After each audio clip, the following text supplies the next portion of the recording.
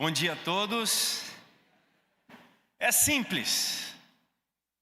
Você está sentado dando aula igual eu estava na semana passada. Eu estava num país chamado Burkina Faso. Você nunca ouviu falar, né? É bem pequenininho. Jihad islâmica já tomou todo o norte do país, mas fica tranquilo. Dessa vez foi em segurança, estou aqui. Nós trabalhamos com uma etnia que faz parte da Jihad islâmica, que são os fulanes. Estávamos ali dando aula para 30 evangelistas, pastores, e eles com muito carinho, eles trazem o chá fulane para quem primeiro? Para o professor. Ele vem numa bandejinha, um chá quente, aí você pega o copinho e toma. Aquele copinho que foi bem lavado. Aí o irmão vai servindo aquele chazinho quente para todo mundo, que lá não tem cadeira na igreja, não tem banco. Fica todo mundo sentado no chão, nos carpetes, normal. Aí depois voltou, aí ele serve mais e traz para o professor.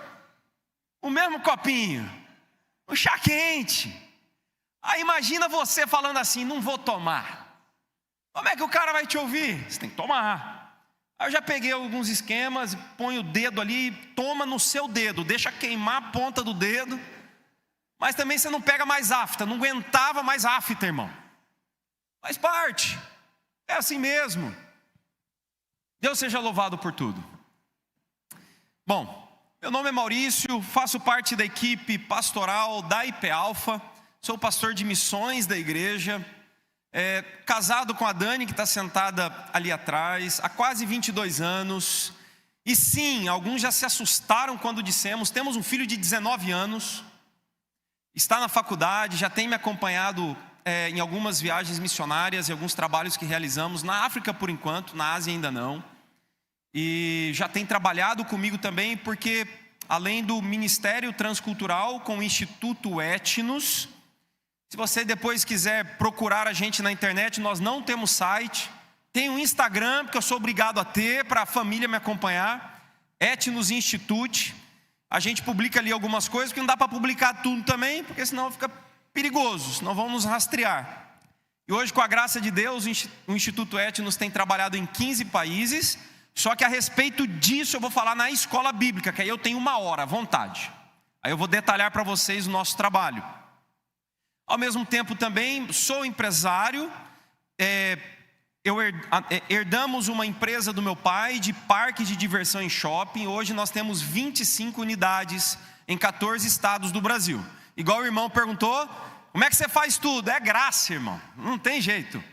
E mais para aqueles que vão nos ouvir hoje, muitas vezes pensam, é fácil para o Maurício, ele é pastor, vive de oferta, está lá, ele pode rodar o mundo. Irmão, as nossas empresas suportam o ministério, porque esse é o nosso chamado. É um combo, esse é o chamado do Maurício, específico do Maurício. E Deus tem nos dado o privilégio de trabalharmos em vários países.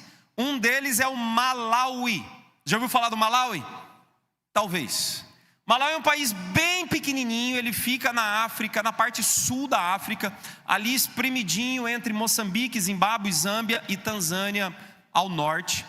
E foi o primeiro país que começamos a trabalhar. Ali já existe igreja presbiteriana, mas como geralmente na maioria dos países alcançados pelo evangelho, adivinha onde que está a igreja? Na cidade grande, em Lilongwe, na capital, em Blantyre, uma cidade grande também para onde voamos.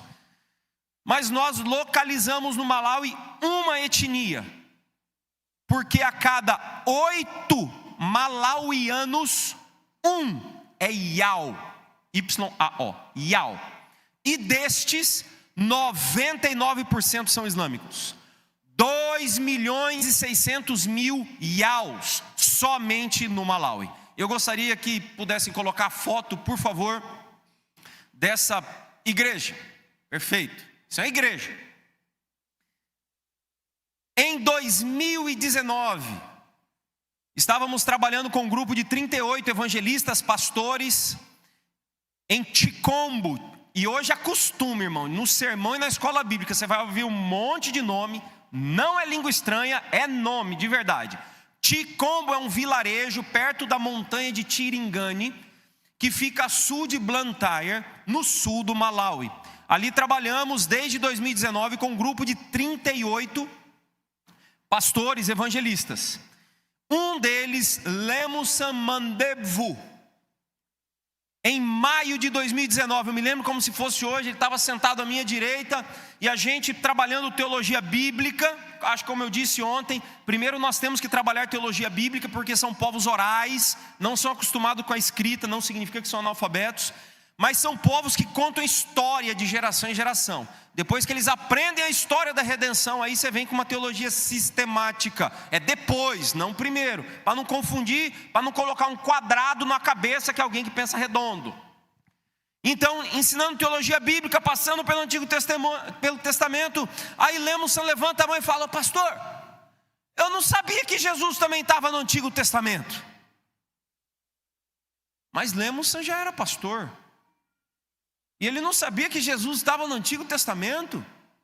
Sabe por quê, meu irmão? Porque muitas vezes o trabalho missionário, ele evangeliza, mas ele não discipula.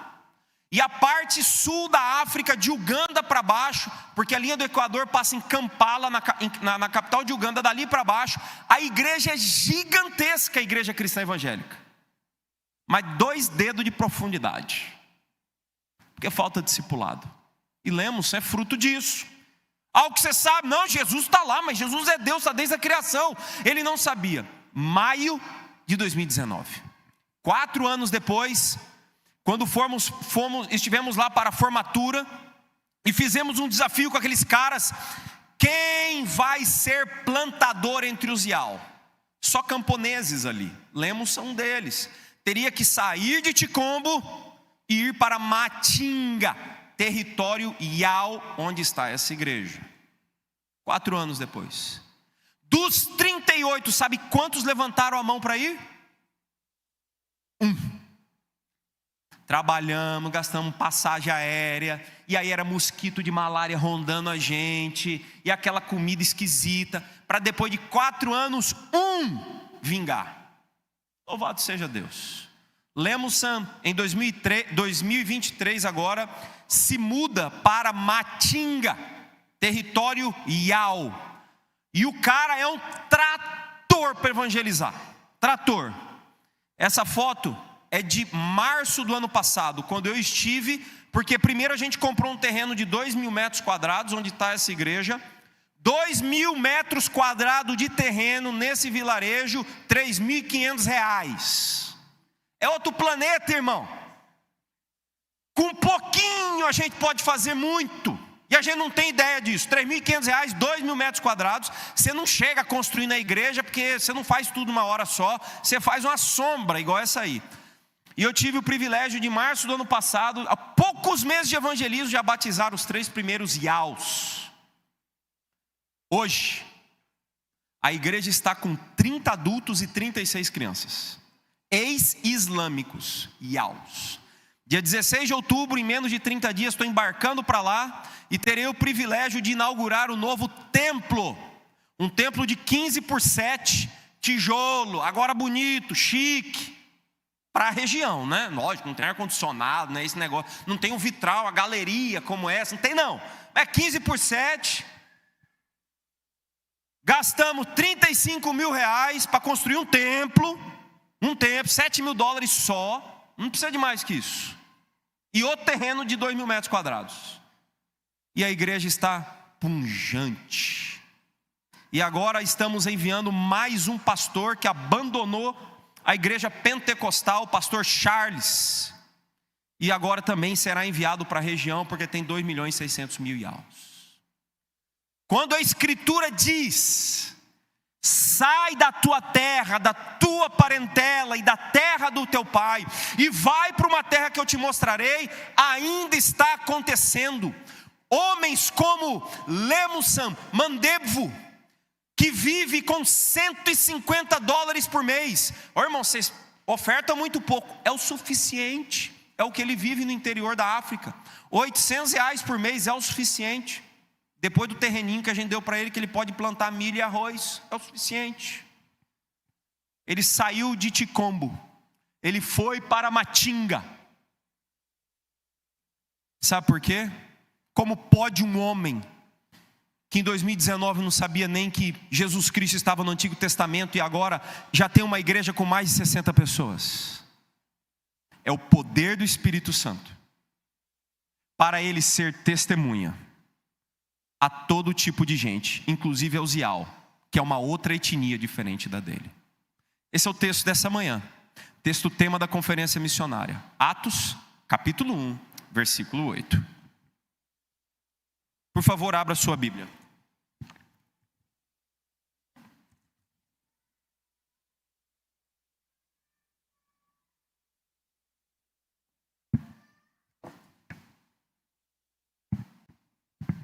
Atos capítulo 1, versículo 8. A escritura diz o seguinte, eu vou ler para vocês. E eu sempre peço isso, deixa sua Bíblia aberta ou ligada. Também o texto vai estar na tela. Fica de olho no texto, irmão. No texto. Tem muita preciosidade aqui. A escritura diz o seguinte: mas vocês receberão poder ao descer sobre vocês o Espírito Santo. E serão minhas testemunhas, tanto em Jerusalém como em toda a Judéia e Samaria até os confins da terra. Vocês estão careca de ouvir esse texto. Eu sei disso. Mas nós vamos meditar hoje novamente. E que Deus nos dê a graça. E que as palavras dos meus lábios e o meditar do meu coração sejam agradáveis diante do Senhor. E que o Espírito Santo fale contigo nessa manhã. Que Ele abra os seus olhos. Que Ele inflame o seu coração.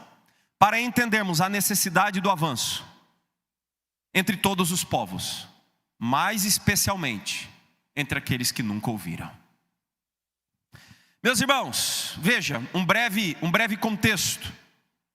Essas foram as últimas palavras de Jesus. Jesus estava com seus discípulos no Monte das Oliveiras, sabemos disso pelo versículo 11. Então ele reúne os seus discípulos naquele período entre a ressurreição e antes da ascensão, porque Jesus morreu numa sexta-feira, ele ressuscitou num domingo, e do domingo até o dia da ascensão, que é o versículo 9, o próximo versículo, passaram-se 40 dias, como sabemos disso, pelo próprio relato de Atos capítulo 1, 1 Coríntios capítulo 15, mais de 500 testemunhas viram o Jesus ressurreto. Então no finalzinho desse período de 40 dias, Jesus chega para os seus discípulos, ele junta os caras lá no Monte das Oliveiras, e você pode ver que no versículo 4 Jesus diz para eles: não saiam da cidade, porque do alto vocês serão revestidos de poder. Jesus já tinha dito isso também, narrado por Lucas, aquele que também escreveu o livro de Atos, em Lucas 24, 49. Espera, orem.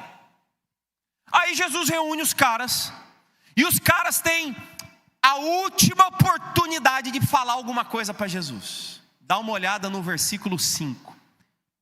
O que eles vão falar para Jesus? Versículo 6. Senhor, será esse o tempo que o Senhor irá restaurar o reino a Israel? Olha a pergunta dos discípulos para Jesus. Eu gosto sempre de falar, antes da gente tacar pedra nos discípulos, hoje a escritura está pronta, né? A gente já sabe a história, a gente consegue conectar, mas imagina os caras com a poeira alta, você não consegue enxergar longe. Então eles achando que o reino seria físico e étnico. Mas aí vem Jesus respondendo. Primeiro que Jesus dá uma ensaboada. Jesus sai assim e diz: não cabe a vocês saberem tempos e épocas, o qual o Pai reservou para si mesmo. Aí vem o versículo 8, mas agora Jesus está corrigindo a teologia e a missiologia deles. Mas vocês vão receber poder ao descer sobre vocês o Espírito Santo, para vocês serem minhas testemunhas a todo tipo de gente e a todos os lugares. O que aconteceu no versículo 9? Jesus foi embora. Jesus ascende aos céus. E aí aparecem dois varões olhando para os caras e diz: do jeito que ele subiu, ele vai descer. E aí agora inicia-se aquele período de 10 dias antes do dia de Pentecostes. Esse é um breve contexto. Mas o que Jesus estava falando aqui? Basicamente a gente consegue em 3 blocos dividir esse texto. Primeiro, poder do Espírito Santo. Segundo, sermos testemunhas. Terceiro, a todo tipo de gente. E assim nós dividimos de forma bem simples esse texto, obviamente com várias bifurcações aqui dentro, mas é poder para ser testemunha a todo tipo de gente. Vamos agora olhar cada um desses 3 itens. O que significa esse poder do Espírito Santo? A gente precisa ir para o Antigo Testamento. Lá no Antigo Testamento o Espírito Santo vinha, e ele já estava lá também. Por favor, não vá dar uma de Lemonson hoje, achando que o Espírito Santo apareceu no dia de Pentecoste, irmão. O Espírito Santo está desde a criação, pairando sobre a face das águas. Êxodo capítulo 35 é um exemplo. Como que você acha que Bezalel deu conta de executar o tabernáculo? Cheio do Espírito Santo. Como que você acha que Sansão deu conta de fazer o que ele fez? Cheio do Espírito Santo. Então a Bíblia relata o Espírito Santo atuando no Antigo Testamento já. Mas chegaria um tempo, como disse o profeta Joel, em Joel capítulo 2, a partir do versículo 28, vai chegar um tempo que eu derramarei do meu Espírito. Isaías também fala isso, Isaías 44:3. Eu derramarei do meu Espírito sobre todo tipo de gente, do mais novo ao mais velho, do mais velho ao mais novo, homens e mulheres, todos. Vai ser um tempo de abundância do derramar do Espírito Santo. Por que esse poder?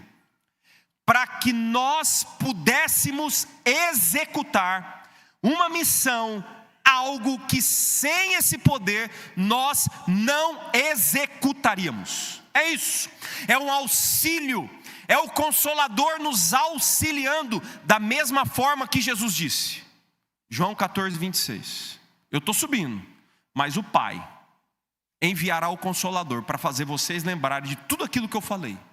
João capítulo 16, versículo 8, versículo 13, ele vos convencerá do pecado, da justiça e do juízo, ele vos guiará em toda a verdade. É o Espírito Santo fazendo com que a gente lembre e a gente faça algo que sem ele a gente não conseguiria. E o pastor pediu para mim algo para as crianças desenharem, e vai dar certinho. Eu trouxe aqui uma cucri.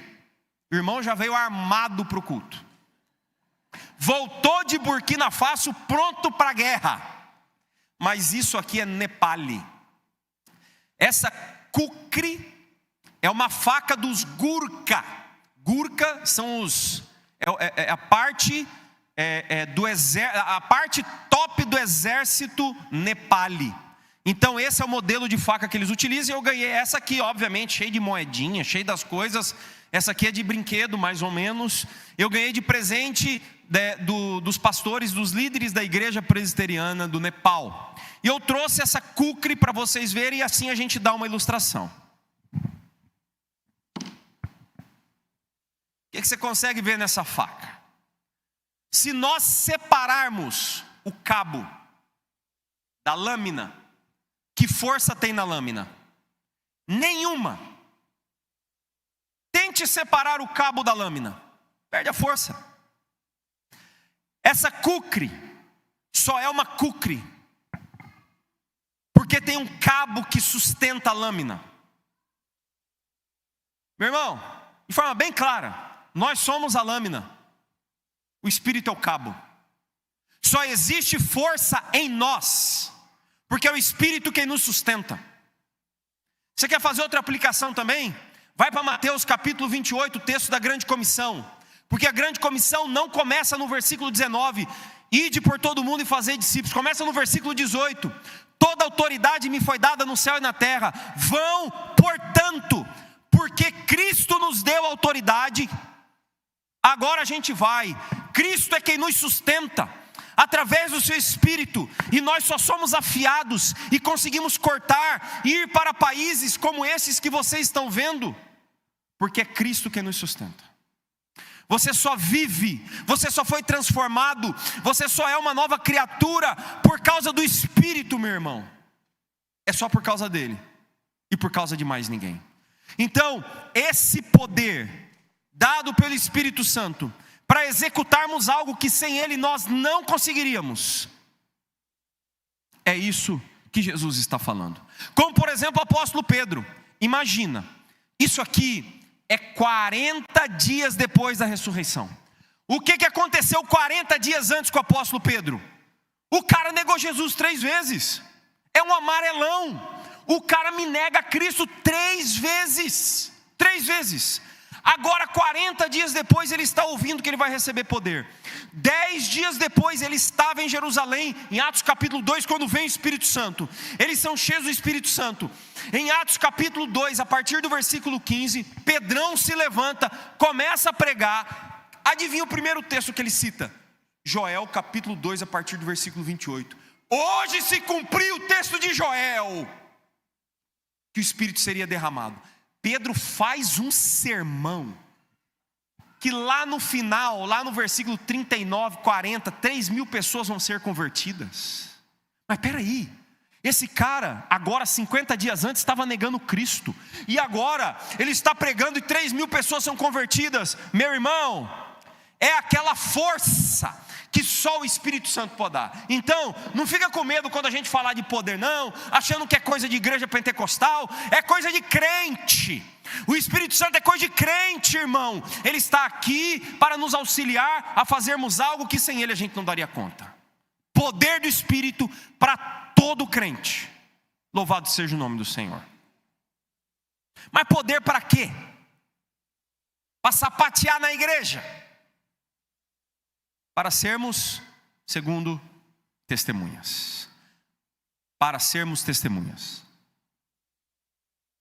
O que é uma testemunha? Alguém que viu, ouviu e agora fala para os outros. Será? Essa palavrinha aqui, testemunhas, ela é muito mais profunda do que isso. A palavra que Jesus utiliza, eu não gosto de ficar citando o original não, mas essa aqui tem que falar. A palavra que Jesus utiliza no original é mártir. Aí muda a história. Porque Jesus está falando que a gente receberia poder do Espírito Santo para sermos seus mártires. O que é um mártir? É aquele que viu, é aquele que ouviu, e agora ele vai contar para os outros, e se necessário, ele vai morrer pela causa. E aí?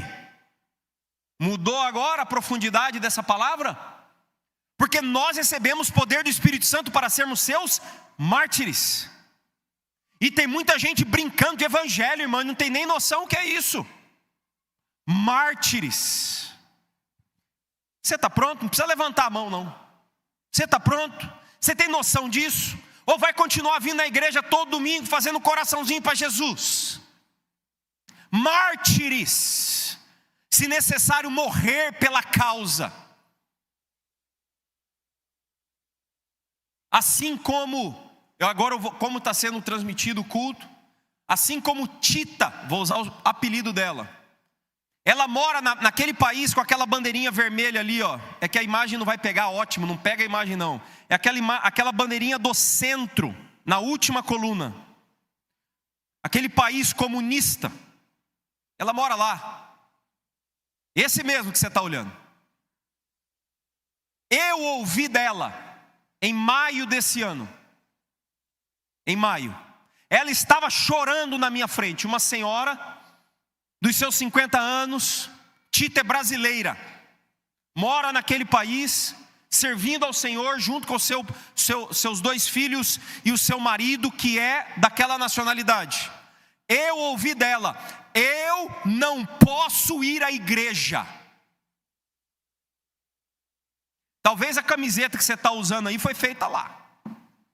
Eu não posso ir à igreja, porque há 2 anos atrás, eu recebi um SMS no meu celular, do governo, dizendo que não era para eu ir mais à igreja, porque senão meus filhos sofreriam a consequência. Justamente. E ela chorava copiosamente na minha frente. E dizia, e eu falo isso para os irmãos no Brasil, e os irmãos dizem, volta.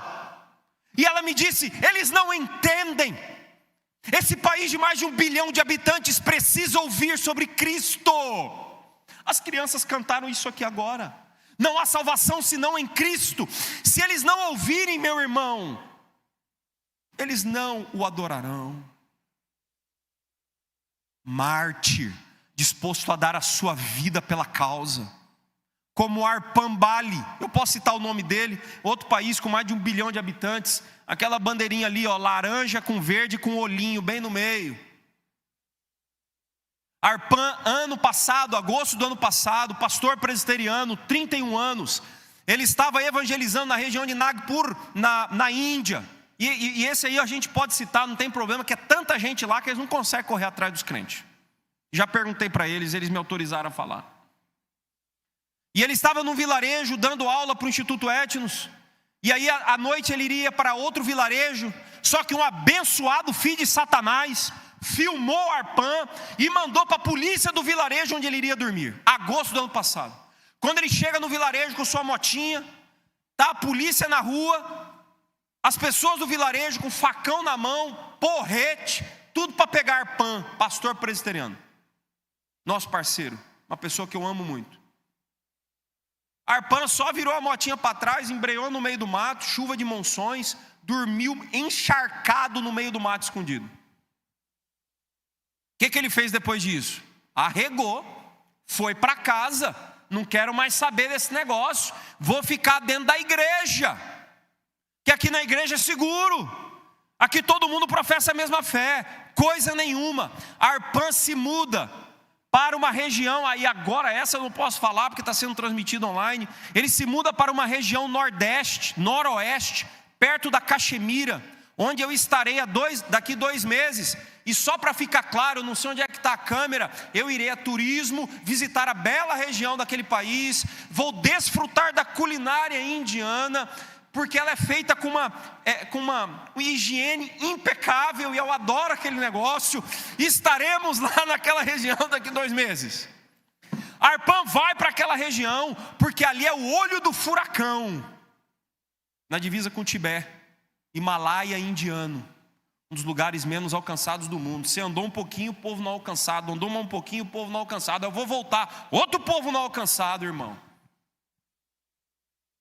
Somente na Índia existem 2.041 povos não alcançados pelo Evangelho. O que é um povo não alcançado pelo Evangelho? Com menos de 2% de cristãos.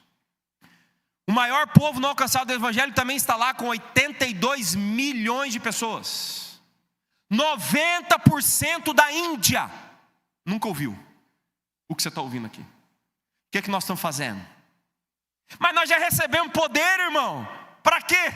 Para vir à igreja todo domingo. Aleluia, glória a Deus. Volta para casa. Aí vem na igreja, enche o tanque, volta para casa. Vem na igreja, enche o tanque, volta para casa. Ano passado, quando estávamos voltando do país do dragão, do trovão, do Butão, eu e o pastor João Petrecelli, que o pastor aqui conhece, eu olhei para o João e falei: João, depois daquele culto na igreja perseguida, eu olhei para ele e falei: João, a igreja no Ocidente não tem ideia do que está fazendo, né? Aí o João olhou para mim, o pastor presbiteriano, e falou: irmão, a grande parte, também não vamos generalizar, a grande parte da igreja no Ocidente está brincando de ser crente. E aí vocês perguntam para mim, e meu irmão, me entenda o que eu vou falar agora, sabe o que está faltando no Brasil? Um pouquinho de perseguição. Uma pitada de perseguição aqui a fazer bem para a gente. Porque o que eu tenho visto naquele país comunista de bandeira vermelha é uma igreja de 100 milhões de pessoas, clandestina. A igreja não para de crescer, não para. E não pode ter templo, não pode evangelizar, não pode distribuir Bíblia. E a igreja não para de crescer. Tem outro paizinho ali em cima também que a igreja está crescendo no Oriente Médio a rodo. E lá é islâmico. Quanto mais bate, mais a igreja cresce, irmão. Uma pitada de perseguição aqui ia ser fantástica. Você é doido, né, Maurício? Não, irmão, é o que a gente tem visto por aí. A maioria dos brasileiros deitados eternamente em berço esplêndido ao som do mar e à luz do sol profundo. Infelizmente, num país onde você sabia que aqui pertinho de vocês existe uma etnia chamada Guarani-Mboa, com quase 3 mil guaranis. Aqui, Ilha Comprida, só tem uma crente. Uma. Aqui, ó, debaixo do nosso nariz, irmão, povo não alcançado. Você sabia que no Brasil existem 164 etnias indígenas não alcançadas? Você sabia que no Brasil, que dessas etnias, 99 não tem nem igreja, nem movimento de missionários, zero. No nosso país, onde se eu andar nessa rua aqui, ó, eu vou achar igreja de parede branca, parede preta, pentecostal, neopentecostal, reformada, reformada boa, reformada não sei das quantas. Eu vou achar todo tipo de igreja. Mas quando você vai lá para a cabeça do cachorro, lá na pontinha do Brasil, na divisa com a Venezuela e a Colômbia, onde tivemos seminário semana passada, só ali são 23 etnias não alcançadas. O que a gente está fazendo? Nós já recebemos o poder para sermos testemunhas. Onde? Aí agora vem uma parte no texto que eu gostaria muito da atenção dos irmãos.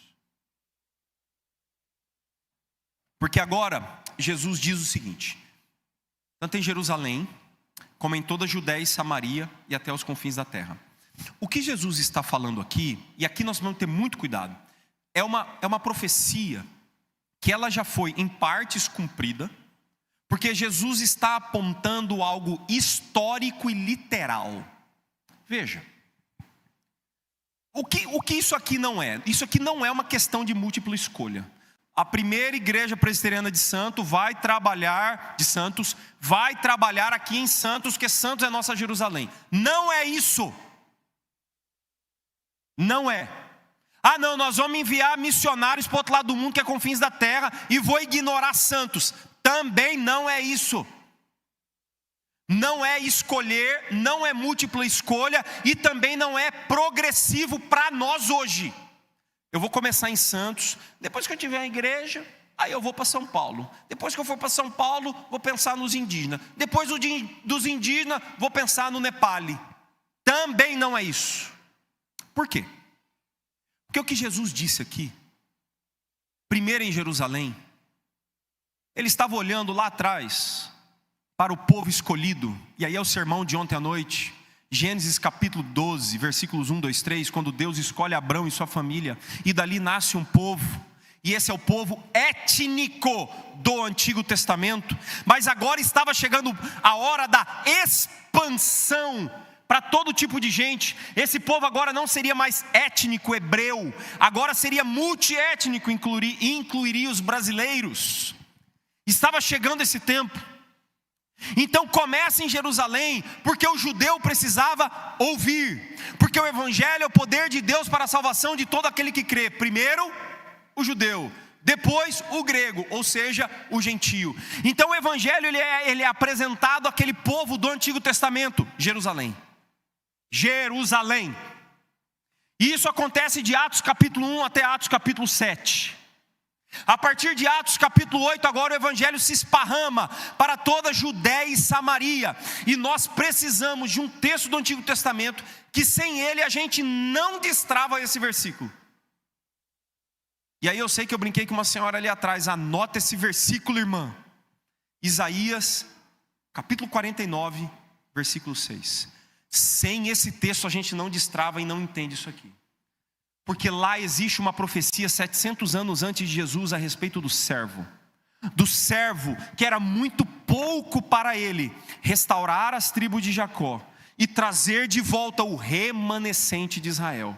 Mas ele, o servo, seria feito luz para os gentios, para que a sua salvação, Deus falando, alcançasse os confins da terra. Então esse versículo tem uma sequência: Jacó, remanescente, confins da terra, igualzinho. Primeiro o povo judeu, depois os samaritanos também precisavam ouvir. Quem são os samaritanos?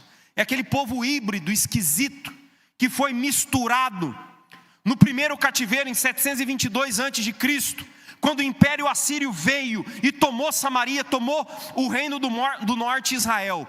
E o jeito que os assírios eles escravizavam era misturar o povo. Por exemplo, o pai era corintiano, a mãe era São Paulina e o filho era santista. Então era esse o povo samaritano, um povo esquisito, híbrido. E a Bíblia diz que esse povo precisava ouvir. Isso aconteceu a partir de Atos capítulo 8. Quando então existe uma perseguição, Atos capítulo 8, versículo 1, o povo foge da Judéia, eles vão para Samaria, Filipe prega, depois Pedro e João vão ver o que aconteceu, e eles dizem depois: Capítulo 8, versículo 15. O que aconteceu com os samaritanos é o mesmo Espírito que veio sobre nós também. Mesma coisa. E lá no 11, versículo 15, depois com os gentios. No 8 é Filipe, depois Pedro e João narrando em Jerusalém. Então, o que acontece em Jerusalém, do capítulo 1 ao capítulo 7 de Atos, depois acontece em Judéia e Samaria, do capítulo 8 ao capítulo 12, quando no capítulo 13, aí já é aula de escola bíblica, eu não vou dar o spoiler, e se você quiser aprender, você fica aqui na escola bíblica, não foge para os confins da terra. Ou seja, a profecia de Jesus foi cumprida em Jerusalém, foi cumprida na Judéia e Samaria, está sendo cumprida até os confins da terra. Por isso, hoje, para nós, é até onde a gente consegue ir, até onde o nosso braço consegue alcançar. É simultâneo, é Santos, é São Paulo, é Brasil, é África, é Ásia, é América, em todos os lugares. Hoje é simultâneo. E a igreja que não entende isso, que só olha para o seu umbigo e para si mesmo, certamente não entendeu esse versículo. Precisamos olhar para todos os povos. Como por exemplo, temos aqui esse arco-íris. Eu mudei a sequência. Meu irmão Flávio está ali. Eu mudei a sequência dos nomes, porque eu não sei se você vai conseguir ler, mas aqui está a sequência de continentes menos alcançados. Primeiro nós temos a Ásia, continente menos alcançado do mundo. Depois nós temos a África, depois a América, Europa, Oceania. Essa é a sequência de continentes menos alcançados. Para você ter ideia, meu irmão, quando olhamos para o mapa do mundo, hoje, você já deve ter ouvido falar na janela 1040, o que é isso? A linha do Equador é 0, mais para cima latitude 10, até a latitude 40, que vai representar o norte da África e sul da Ásia. A cada 3 pessoas, 2 não ouviram o evangelho. No mundo hoje, existem 17.559 povos. Uma senhora até me procurou ontem ali no final do culto. Falou, você tem certeza do número que você falou? Eu falei, tem. Mas é muito alto. Eu falei, pois é. Tem 2 anos que a ordem foi dada e a gente está brincando de cristianismo. Hoje no mundo nós temos 17.559 povos. Destes, 7.541 são não alcançados. 42,9% do mundo é não alcançado. E eu gostaria de mostrar isso de forma prática para vocês hoje, porque eu gosto muito desse tipo de visualização. Por isso agora, eu tomo a liberdade de pedir que todos da galeria, e essa fileira de banco se colocassem em pé. Por favor, todos. Obrigado. Tem vocês ainda, né? Agora, vocês e essas fileiras pudessem, por favor, tampem seus ouvidos, fechem seus olhos. Obrigado. Todos aqueles que estão olhando para mim agora, Deus amou o mundo de tal maneira que deu seu único filho, para todo aquele que nele crê, não morra, mas tenha vida eterna. Amém. Podem se assentar. Vocês que agora, por favor, olhem aqui para mim. Vocês pudessem colocar em pé, vocês também. Todos aqueles que... É só um exercíciozinho, bom que você não dorme no sermão do Maurício. Ótimo. Obrigado.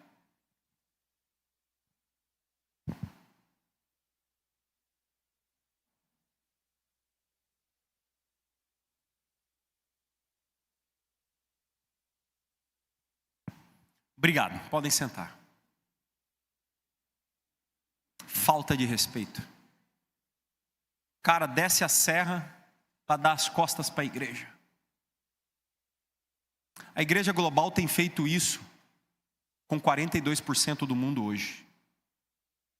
Essa é a realidade. Enquanto muitos ouviram, 3,57 bilhões de pessoas nunca ouviram, porque a igreja está de costas para eles. Se olharmos essa sequência de Ásia, África, América, sabe quem recebe mais missionários transculturais hoje? A Europa. Depois a América. Depois a África. Depois a Ásia. É uma balança invertida. A cada 30 missionários no campo, um vai para um povo não alcançado. Mas é um absurdo. É mesmo. Falta estratégia.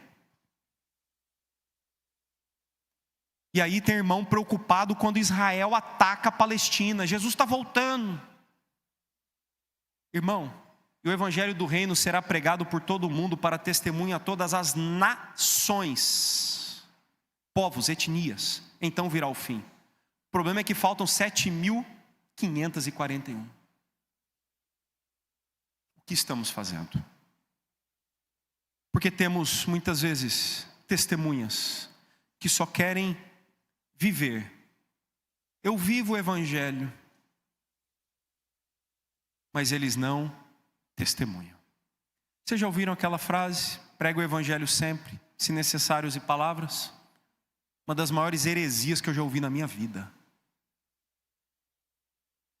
A fé, ela vem pelo ouvir, e o ouvir pela palavra de Cristo. Paulo escreve isso em Romanos capítulo 10, numa sequência que são perguntas retóricas, mas se colocarmos ao contrário vai ficar bem claro.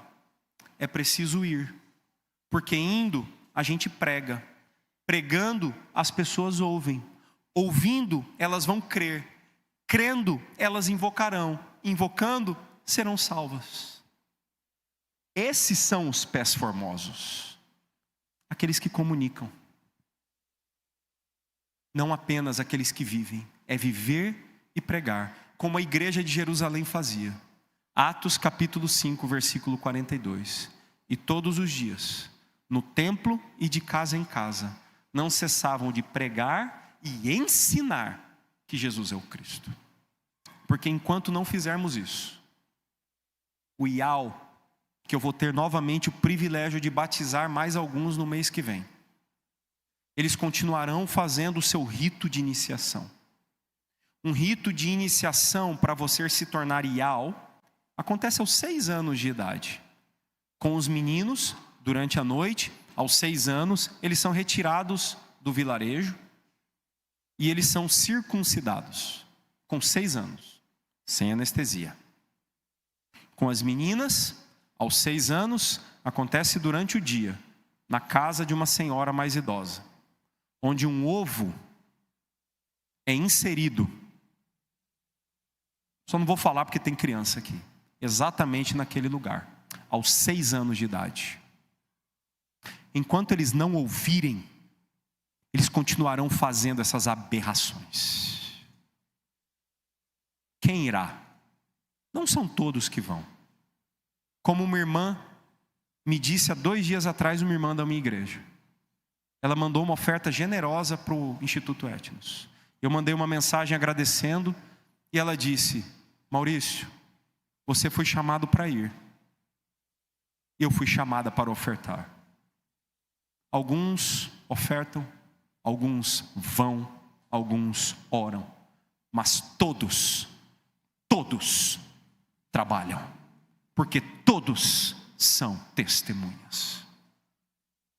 Que Deus, meu irmão, em sua imensa graça, mexa com seu coração nessa manhã.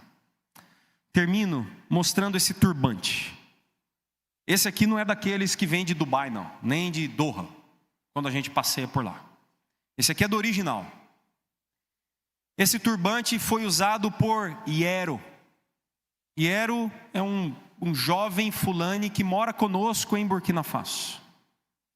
Quando os jihadistas invadiram Djibo, no norte de Burkina Faso, ele, por ser um fulani convertido, ele teve que fugir de Djibo com sua esposa Aminatu, que eu tive o privilégio de batizar ano passado. E eles fugiram pelo Mali, eles não podiam passar pelo meio de Burkina Faso, senão seriam mortos. Esse foi o turbante que ele usou para esconder a sua face, a sua etnia, porque é uma etnia perseguida. Exatamente esse.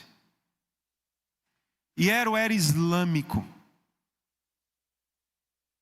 Ele confessava a shahada,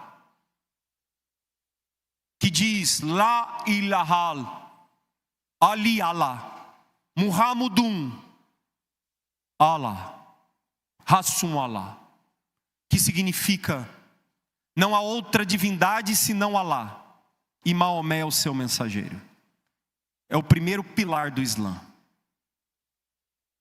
Mas foi necessário um cearense, chamado Cristiano Silva, pastor Cristiano, sair de Fortaleza para ir morar em Dibô, no norte de Burkina Faso, aprender o Fulfulde, língua fulani, e apresentar a Cristo para Iero. Iero então deixou de confessar a shahada, e hoje ele diz: Jo mirado lamdo, o Senhor é Deus, junto com sua família. Iero tem sido um baita evangelista, mas foi necessário alguém ir e pregar para que Iero ouvisse. Que Deus nos dê a graça de anunciarmos o evangelho, tanto em Jerusalém, como em toda a Judéia e Samaria, e até os confins da terra. E se necessário, perdermos a nossa vida por essa causa, para a glória de Deus.